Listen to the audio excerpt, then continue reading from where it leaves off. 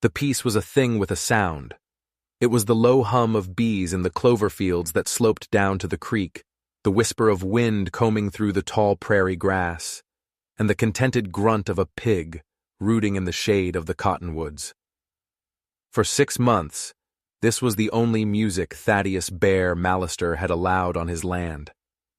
His ranch, a sprawling thumbprint of soil and water pressed into the borderlands between the settled territories and the vast, sovereign expanse of the Comanche, was consecrated ground, not by any priest or holy man, but by a handshake.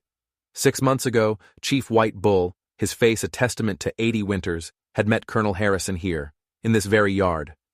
They had smoked and spoken, their words weaving a treaty of mutual respect, a fragile truce that designated Bear's property as neutral ground, a place where neither cavalry blue nor Comanche buckskin would be raised in anger.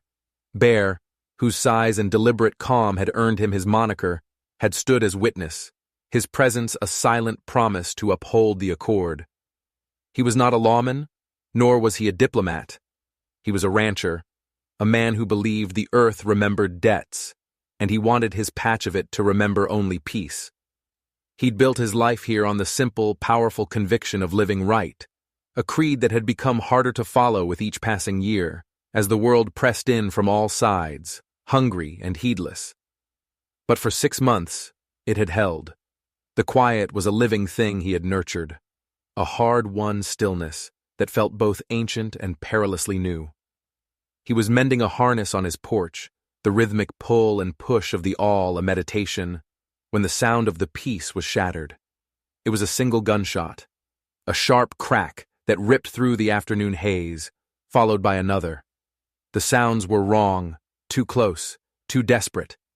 They came from the direction of the mesas, the sacred lands of the Comanche that bordered his property.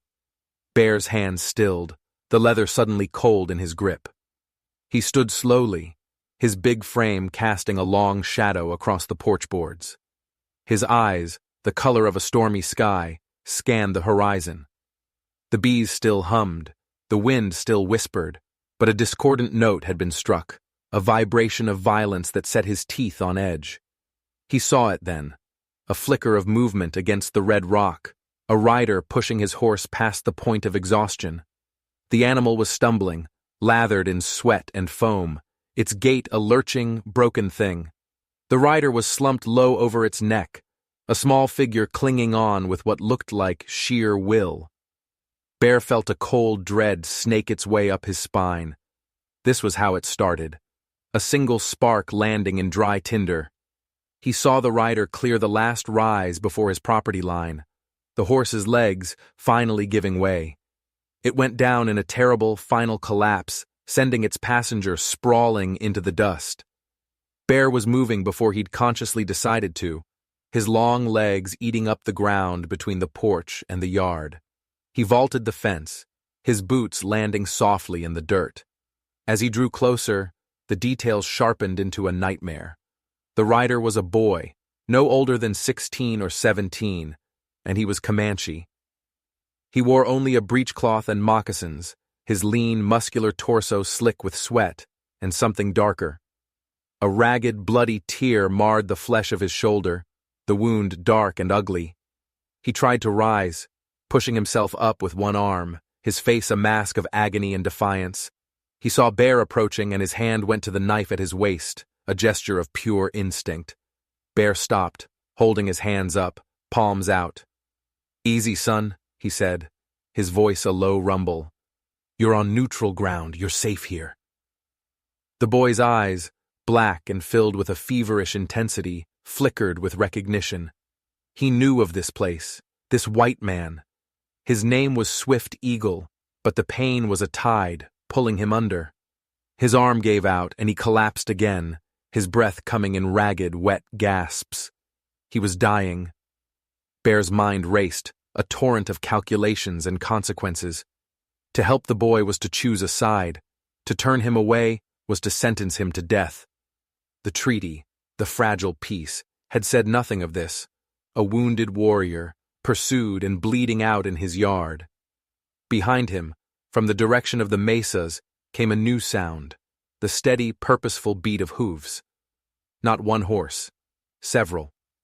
They were coming for the boy. The choice was no longer a choice. It was an imperative. His conscience, the unyielding bedrock of his character, would not allow him to watch a child die on his doorstep. He knelt beside Swift Eagle, the smell of blood and hot dust thick in his nostrils. "I'm going to help you," he said, his voice firm, leaving no room for argument.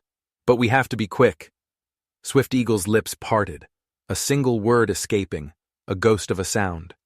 "Surveyors," he whispered, before his eyes rolled back in his head and he went limp. Surveyors.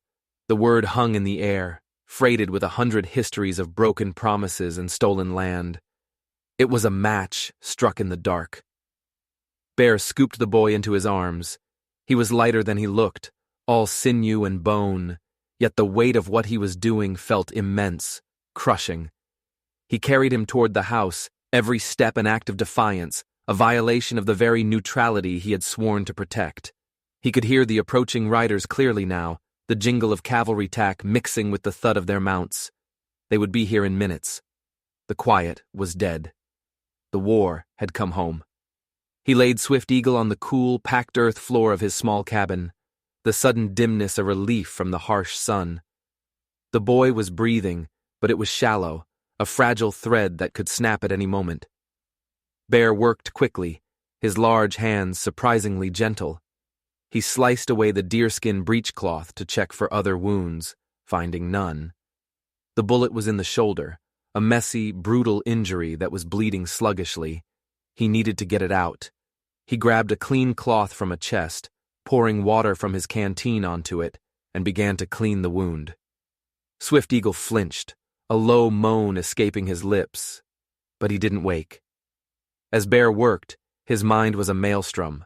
The boy had said, "Surveyors." Government men were forbidden on the Comanche lands by the treaty. Their presence was a provocation, an act of aggression. But the riders pursuing him were cavalry, U.S. soldiers. Why would they be hunting a boy for confronting illegal surveyors? It didn't add up. Unless they weren't chasing him for that. Unless they were the ones who shot him. The sound of hoofbeats pulled up sharp in his yard. A man's voice, crisp and authoritative, barked an order. "Fan out! Check the barn! Morrison, with me!" Bear's jaw tightened. He threw a heavy wool blanket over Swift Eagle, concealing him in the shadows of the corner, then strode to the door, wiping his hands on his trousers, trying to erase the faint smear of blood. He stepped out onto the porch, blinking in the sudden sunlight, his face a carefully constructed mask of neutral curiosity. Lieutenant Marcus Steele stood in the center of his yard, his uniform immaculate despite the dust, his hand resting on the polished butt of his revolver. He was a man who seemed molded from ambition and impatience, his handsome face marred by a cruel set to his mouth. Beside him, a younger soldier, Sergeant Morrison, looked uneasy, his eyes darting from the house to the dead horse and back again, his gaze never quite settling. 3 other troopers were dismounting, their carbines held at the ready. This was not a peacekeeping force. This was an inquisition. "Mallister," Steele said, his voice as sharp as broken glass. It wasn't a greeting, but an accusation. "Saw a horse go down. Looked like it came from your property line." "He crossed it, Lieutenant," Bear replied, his tone even. "Died in my yard." He gestured with his chin toward the dead animal, now drawing flies in the afternoon heat. "Ridden too hard." Steele's eyes, the color of faded denim, narrowed. They swept the yard, the barn, the porch, lingering on Bear's face. "We're tracking a fugitive, a Comanche brave, murdered a government surveyor up on the mesas, stole his mapping equipment." He paused, letting the words hang in the air. "Did you see him?" Bear felt a cold knot tighten in his stomach. A lie. A clean, simple, damnable lie. He could feel the weight of Swift Eagle's unconscious form in the room behind him, the faint coppery scent of his blood. He met Steele's gaze, holding it. "Just saw the horse go down, Lieutenant. No rider." It was a risk, a blatant falsehood that could unravel in a heartbeat, but the boy's whispered word, surveyors, echoed in his mind. Something was deeply wrong here. Steele smiled, a thin, predatory curving of his lips that held no warmth. Is that so? He took a step forward, pulling something from a pouch on his belt. It was a Comanche medicine pouch, intricately beaded, but stained with a large, dark smear of dried blood. He tossed it onto the porch. It landed with a soft thud at Bear's feet. Found this near the body. Seems our brave was in a hurry. You recognize the craftsmanship, Mallister? Living out here so close to them. The threat was unmistakable. The pouch was planted evidence, a prop in a carefully constructed play. Bear looked down at it, then back at Steele. He felt a surge of cold anger. This man, with his polished boots and easy lies, was desecrating the very ground on which the peace had been made. Can't say that I do, Bear said, his voice flat. One pouch looks much like another to me. Of course, Steele said, the smile never reaching his eyes. We'll need to search your property. House, barn, standard procedure. This is neutral ground, Lieutenant, Bear stated, not moving from the doorway. By the treaty signed by Colonel Harrison and Chief White Bull, your presence here with weapons drawn is already a violation. A search would be another. Steele's face hardened, the veneer of civility falling away. The treaty doesn't give sanctuary to murderers. I have my orders, Mallister, from Colonel Harrison himself. Now stand aside. He drew his revolver, the click of the hammer being cocked unnaturally loud in the still air. The other troopers raised their carbines, the muzzles all pointing toward the cabin, toward the wounded boy hidden under a blanket. Sergeant Morrison looked pale, his knuckles white where he gripped his own rifle. He wouldn't meet Bear's eyes. This was the moment. The impossible choice laid bare. Defy them and risk a firefight. Comply and condemn Swift Eagle. From the distance, faint but unmistakable, another sound began to thread its way through the air. It was a deep, resonant pulse, a heartbeat carried on the wind. Bum-bum, bum-bum, bum-bum, war drums. The Comanche knew. They knew their warrior was missing, and they were coming. The sound was a promise of a reckoning. It sent a chill through Bear that had nothing to do with the cavalry guns pointed at his chest. Steele heard it too. A flicker of something, annoyance or perhaps fear, crossed his face. He glanced toward the mesas. The drum beat was growing louder, more insistent. Time was running out. Last chance, Mallister, Steele hissed. Let us search, or I'll consider you an accomplice. Bear's mind was a whirlwind of fire and ice. He saw the face of Chief White Bull, wrinkled and wise, speaking of a peace that must be tended like a new crop. He saw the feverish eyes of Swift Eagle, a boy caught in a trap not of his making, and he saw the arrogant certainty in Lieutenant Steele's face, the face of a man who believed power was the only truth. True justice, he was realizing, wasn't found in treaties or laws written on paper. It was forged in moments like this, in the crucible of a man's conscience. He had been a neutral observer for too long. His ranch was not just a patch of dirt. It was a sanctuary, and a sanctuary must be defended. He took a slow breath, his massive shoulders squaring. He did not move from the doorway. He had made his choice. You are not welcome here, Lieutenant, he said, his voice low and steady, a stone against which the tide of threats would break. This ground is spoken for. The standoff was absolute, the air thick with the promise of violence, while the drums from the hills beat a relentless approaching cadence, counting down the final seconds of the fragile peace. The silence in the yard was a taut wire, humming with unspoken violence. Steele's face was a thundercloud, his knuckles white on the grip of his revolver. The troopers stood frozen, their carbines aimed, their expressions a mixture of apprehension and grim duty. Only Sergeant Morrison seemed to be wrestling with himself, his gaze flickering from Steele to Bear, a silent, desperate argument playing out behind his eyes. The war drums were louder now, a physical presence that vibrated in Bear's chest, a deep, primal rhythm that spoke of gathering rage. They were close, too close. You're making a fatal mistake, rancher, Steel snarled, taking another step forward. His arrogance was a brittle shield, and Bear could see the cracks forming. The drums were unnerving him. This was not going according to his plan. "The mistake was made when you crossed my fence line, Lieutenant," Bear replied, his voice calm but carrying the weight of an anvil. He held his ground, a human door, his sheer size a formidable obstacle. He was unarmed, but in that moment, he felt anything but helpless. His entire being was focused on the threshold behind him, on the life he was protecting. A sudden movement inside the cabin broke the spell. A low groan, followed by the rustle of the wool blanket. Bear's blood ran cold. "Stay down, boy. Please, stay down." But the damage was done. Steele's head snapped toward the sound, a wolf catching the scent of prey. A triumphant, cruel light ignited in his eyes. "So you're a liar as well as a fool, Mallister." He gestured with his revolver toward the door. "Drag him out, now!" Before Bear could react, a new sound joined the symphony of tension, the thunder of unshod ponies. Over the rise where Swift Eagle had first appeared, a line of riders crested the hill. They were not a disorganized band.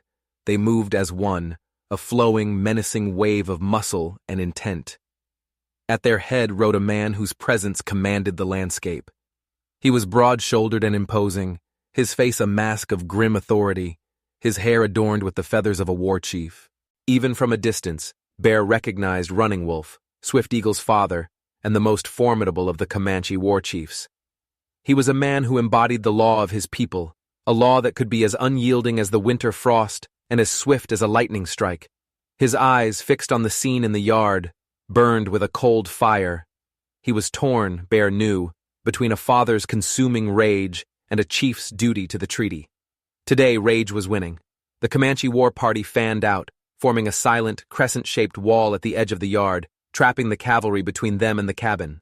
They sat on their ponies, weapons in hand, lances, bows, a few holding rifles. They made no sound, their stillness more terrifying than any war cry. They were waiting. The war drums ceased abruptly. The silence that fell was heavier, more profound than before. It was the silence of a world holding its breath. Lieutenant Steele's face had gone pale.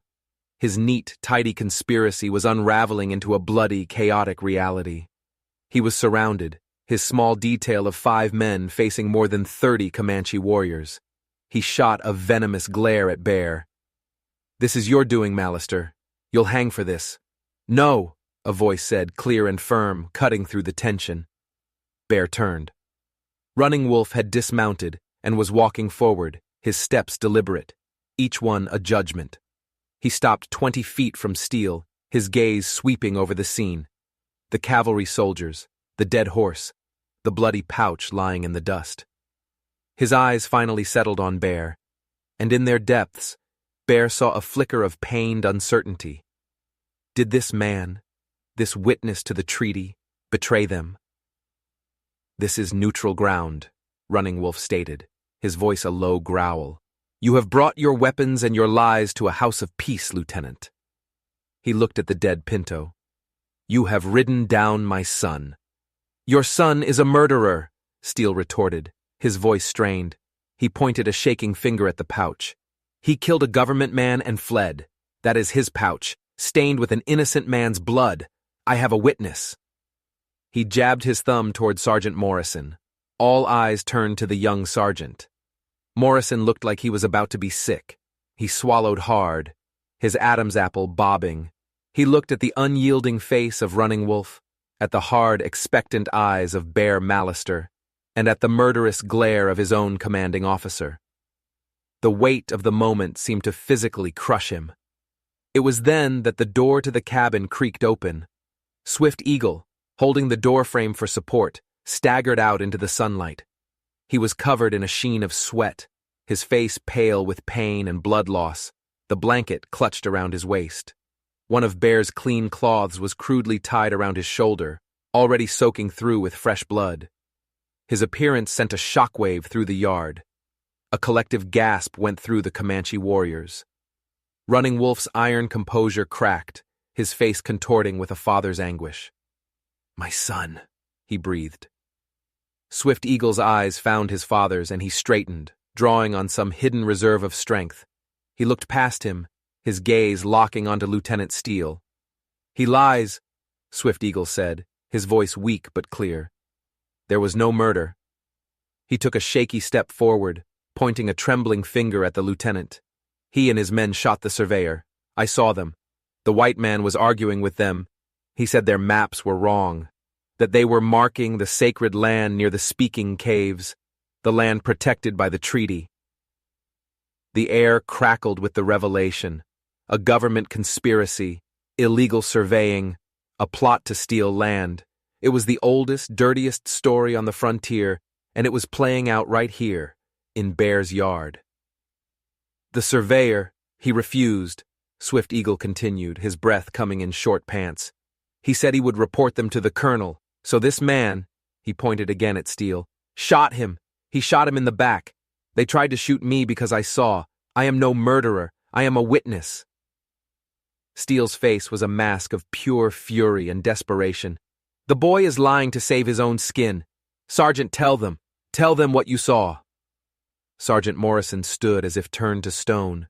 His gaze was fixed on Swift Eagle, on the boy's honest, pain-filled eyes. He saw the truth there, and it was a terrible, liberating thing. The dam of his conscience, weakened by weeks of guilt and fear, finally broke. He looked at Steele, not with fear, but with a sudden, overwhelming disgust. "The boy, he's telling the truth, sir," Morrison whispered, the words tearing from his throat. His voice grew stronger, fueled by the release of his confession. "All of it. We weren't on patrol. The lieutenant has been taking us out for weeks, secretly surveying the Comanche lands. He found signs, gold, he said, in the creek beds near the caves." A low murmur went through the cavalry troopers. They looked at each other, then at Steele, their own complicity dawning on them. "The surveyor, Mr. Abernathy, he found out," Morrison pressed on, the words tumbling out now. "He confronted the lieutenant this morning. He told him he was violating a federal treaty, that he'd see him court-martialed. The lieutenant, he pulled his pistol and shot him, just like the boy said. He ordered us to chase the boy down and silence him. He planted that pouch. It was Abernathy's blood on it. He was going to use it to start a war, to clear the land so he and his partners could get to the gold." The confession hung in the air, stark and undeniable. The carefully constructed lie had been shattered, and the raw, ugly truth lay exposed for all to see. Running Wolf's face was stone, but a terrible light was dawning in his eyes. It was the light of righteous fury, the light of a law about to be executed. He looked at Steele, no longer as a soldier or a white man, but simply as a murderer and a defiler of the sacred. The time for words, for treaties, for white man's justice was over. Now, there was only the Comanche law. Lieutenant Steele stood alone in the center of the yard, stripped bare by the truth. His authority was gone, his conspiracy revealed. He was trapped between the avenging Comanche and the disillusioned faces of his own men. In his eyes, a wild, cornered animal desperation took hold. He was no longer a schemer. He was a predator about to be brought down, and he would lash out with every ounce of venom he had left. His gaze fixed on the one person who had sealed his doom, the wounded boy who had refused to die. With a guttural scream of pure rage, Steele lunged, not to escape, but to finish the job. He raised his revolver, aiming it directly at Swift Eagle's heart. The world seemed to slow down, each movement stretched and amplified. Bear started to move, a protective roar building in his throat, but he was too far away. The gunshot he expected did not come from Steele's weapon. Instead, Sergeant Morrison, acting on an instinct for redemption that was faster than thought, slammed the butt of his carbine into Steele's arm. The crack of bone was sickeningly audible. Steele's revolver flew from his numb fingers, spinning end over end before clattering into the dust.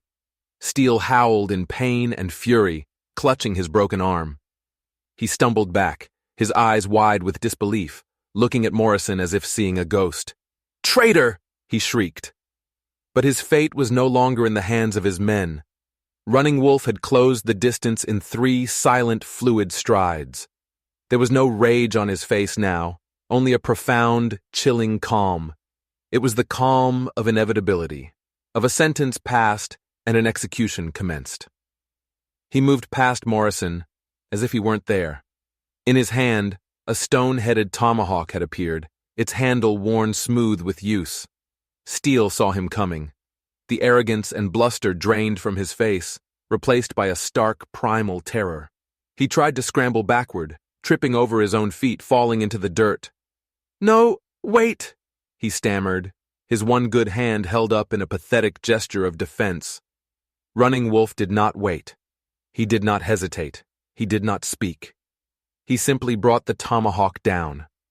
The movement was not born of anger. It was an act of finality, as deliberate and impersonal as the fall of an axe on wood. The blow was swift, precise, and absolute. It landed with a dull, wet thud that seemed to suck all the sound from the yard. Justice, in the Comanche way, had been delivered, brutal, immediate, and irrevocable. Lieutenant Marcus Steele lay still in the center of the yard he had tried to claim, the dust around his head slowly turning a dark, wet crimson. A profound silence descended, broken only by the ragged gasps of Sergeant Morrison and the low whinny of a nervous horse. The cavalry troopers stood frozen, their faces pale with shock, their carbines lowered. The Comanche warriors watched, their expressions unreadable, as if they had just witnessed not a killing, but a ritual, a necessary cleansing of the land. Bear looked at the body, then at Running Wolf, who stood over it, the tomahawk still in his hand, dripping. He felt no horror, only a grim sense of completion. A poison had been purged. In the center of his neutral ground, a war had been averted, and a deeper truth honored, sealed in blood and soil. Running Wolf slowly raised his gaze from the dead man and looked at Bear. His eyes were no longer burning with rage, but held a new light, one of somber understanding and a heavy shared burden. The peace had been shattered, but in its place, something else was being forged, something harder, stronger, and built upon a foundation of terrible, undeniable truth. Running Wolf stood over the body of Lieutenant Steele for a long moment, the world holding its breath around him. Then, with a deliberate motion, he bent down and wiped the blade of his tomahawk clean on the dead man's tunic before tucking it back into his belt. He straightened, and his eyes met Bear's. There was no triumph in his gaze, only the profound weight of what had been done and what must come next. He walked past the body, his moccasins silent in the dust, and stopped before Sergeant Morrison. The young soldier was shaking, his face ashen, still reeling from the part he had played. Running Wolf looked at him, not with contempt, but with a kind of measured appraisal. "You spoke the truth," he said, his voice a low rumble. "Honor is a difficult path. You have found it again today." He then turned his attention to the other 3 troopers, who stood huddled and uncertain. "Your chief is dead. Your path is with this man of honor now. Go from this place. Tell your Colonel Harrison what you have seen. Tell him the truth that was spoken here." It was a dismissal, but it was also a grant of mercy. He was allowing them to carry the story, to be witnesses to the white man's own justice system. The troopers looked at Morrison, who seemed to find a new spine in the war chief's words. He nodded, his expression hardening with resolve. He gestured for his men to retrieve their fallen commander's revolver from the dust. They would not leave it behind.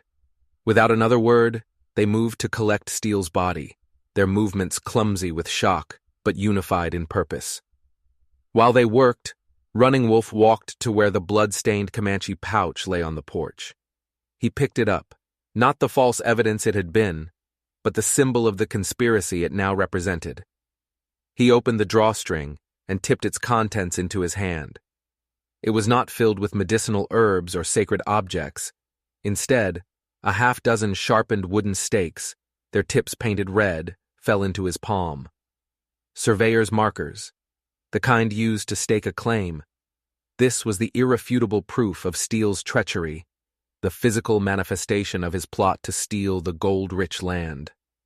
He closed his hand around them, the sharp points digging into his flesh.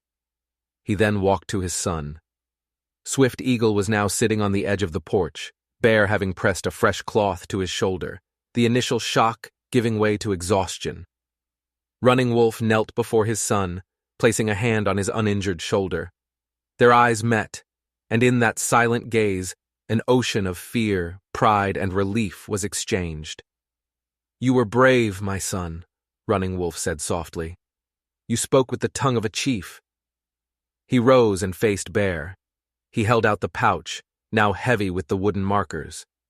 "This is a white man's lie," he said, his voice laced with a weary bitterness. "It requires a white man's truth to unmake it." He pressed the pouch into Bear's hand. The leather was still stiff with dried blood, and the weight of the stakes felt immense. "Colonel Harrison is an honorable man. Chief White Bull believed this, but his honor is far away, in the state capital, and his ears are filled with the whispers of men like steel. He will not hear the truth from a Comanche. He may not even hear it from this soldier sergeant. But you—" Running Wolf looked at Bear, his gaze intense, searching. "You stood between us. You defended my son. You honored the spirit of this ground, even when the letter of its law was broken. You are the witness who belongs to both worlds and to neither. You must carry this." It wasn't a request. It was a charge, a burden of trust so heavy it made Bear's shoulders ache. He looked down at the pouch in his hand, then at the face of the war chief. He was no longer just Thaddeus Mallister, rancher. He had been transformed by the events of the afternoon into something more, an arbiter, a messenger, a bridge. His neutrality had been a passive state, a refusal to engage.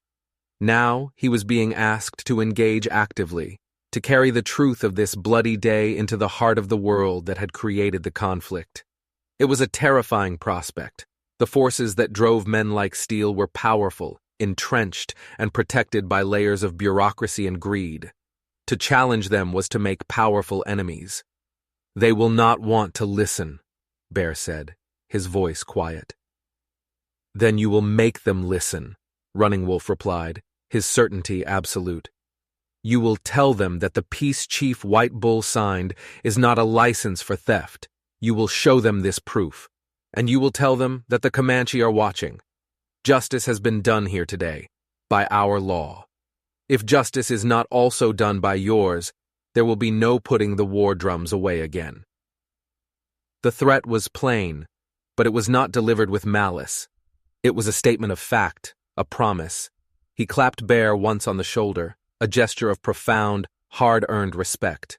Then he turned, signaled to his warriors, and within moments the Comanche were gone, melting back into the landscape as silently as they had arrived, leaving Bear alone in the ringing silence of his yard. The cavalry detail, led by Sergeant Morrison, finished securing Steele's body to a spare horse. Morrison approached Bear, his face etched with a new, somber authority. "He's right, Mr. Mallister. They won't want to believe me. An enlisted man accusing a dead officer. They'll bury it. But you're a landowner, a respected man. They'll have to listen to you." He looked over at Swift Eagle, who was now being tended to by Bear, his wound cleaned and properly bound with strips of linen. "We'll be taking the surveyor's body back too. We'll tell the truth. I swear it." "See that you do, Sergeant," Bear said, nodding. He watched them ride out, a grim, slow procession heading east, toward the world of forts and telegrams and official reports. He was left with a wounded Comanche boy, a dead horse, and a pouch full of lies that he had to turn into truth. The journey to the state capital took 4 days. Bear left his ranch in the care of a trusted neighbor, and with Swift Eagle riding beside him, his arm in a sling but his strength returning with each passing day, he made the long ride. They spoke little, but a bond had been forged between them in the crucible of the yard, a silent understanding that transcended words. Bear carried the pouch of surveyor's markers inside his coat, its weight a constant reminder of his purpose. The capital was a cacophony of noise and ambition, a world away from the profound silence of his ranch.